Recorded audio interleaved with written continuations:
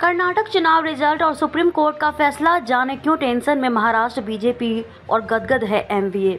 Supreme court से शिंदे सरकार को जीवन दान मिलने और संघर्ष के बावजूद कर्नाटक में मिली हार से महाराष्ट्र में बीजेपी की टेंशन बढ़ गई है। बीजेपी महाराष्ट्र की 48 लोकसभा सीटों में से 45 सीट जीतने का सपना पाले बैठी है, लेकिन जनता का ताजा रुझान उसके सपने में पलीता लगाता सा नजर आ रहा है। बीजेपी के नेता निजी बातचीत में पहले से ही यह आशंका जता रहे हैं कि मुख्यमंत्री एकनाथ शिंदे के विधायक जिस तरह से अपने अपने इलाकों में अनियंत्रित होकर काम कर रहे हैं, उससे बीजेपी की छवि खराब हो रही है। 2019 में बीजेपी ने महाराष्ट्र में शिवसेना के साथ मिलकर लोकसभा चुनाव लड़ा था। राज्य की कुल 48 लोकसभा सीटों में से बीजेपी ने 23 और शिवसेना ने 18 सीटें जीती थी। अब शिवसेना टूट गई है। उद्धव ठाकरे बीजेपी विरोधी गठबंधन महाविकास आघाड़ी के साथ हैं, जबकि शिवसेना से टूटकर अलग हुए एकनाथ शिंदे के नेतृत्व वाली शिवसेना बीजेपी के साथ है। शिवसेना के जो 18 सांसद 2019 में जीते थे, उनमें से 14 शिंदे के साथ हैं। महाराष्ट्र का बीजेपी विरोधी गठबंधन यानी कि महाविकास आघाड़ी, जिसमें शिवसेना, उद्धव, एनसीपी और कांग्रेस शामिल है, मिलकर लोकसभा चुनाव लड़ने की तैयारी कर रहे हैं। हाल ही में मूड ऑफ नेशन के सर्वे में महाविकास आघाड़ी को महाराष्ट्र की 48 में से 34 सीटें मिलने का अनुमान जताया गया है, यानी बीजेपी को सिर्फ 7 सीट मिलने की संभावना है। बीजेपी को अकेले महाराष्ट्र से 16 सीटों के नुकसान का अंदेशा सर्वे से लग रहा है। महाराष्ट्र के लोगों में गया गलत संदेश। बीजेपी की टेंशन इस बात को लेकर भी है कि शिंदे की बगावत के बाद उद्धव ठाकरे को मिल रही सहानुभूति में इतने महीने गुजरने के बाद कोई कमी नजर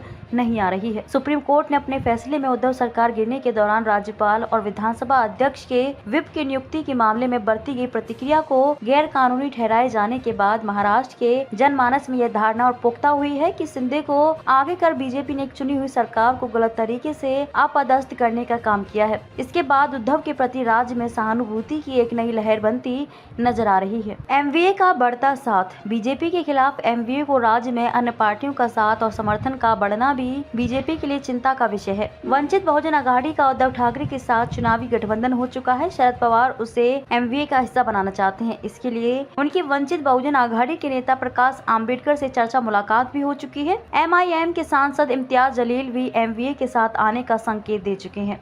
बागी और वोट काटने वालों को संकेत। कर्नाटक के चुनाव परिणामों ने एक बड़ा संकेत ये भी दिया है कि वोटरों का रुझान पार्टी बदलने वालों और वोट काटने वालों की तरफ से घटा है। कर्नाटक में ज्यादातर बागी चुनाव हार गए हैं। कर्नाटक में जेडीएस का बड़ा वोटर मुस्लिम तबका रहा है, लेकिन इस बार राज्य के 88% मुसलमानों ने सीधे कांग्रेस को वोट दिया है। जेडीएस की सीटें घटने की एक बड़ी वजह वोटर यह रुझान रहा। एमवीए और कांग्रेस महाराष्ट्र में भी इसी तरह के ध्रुवीकरण का प्रयास जरूर करेगी।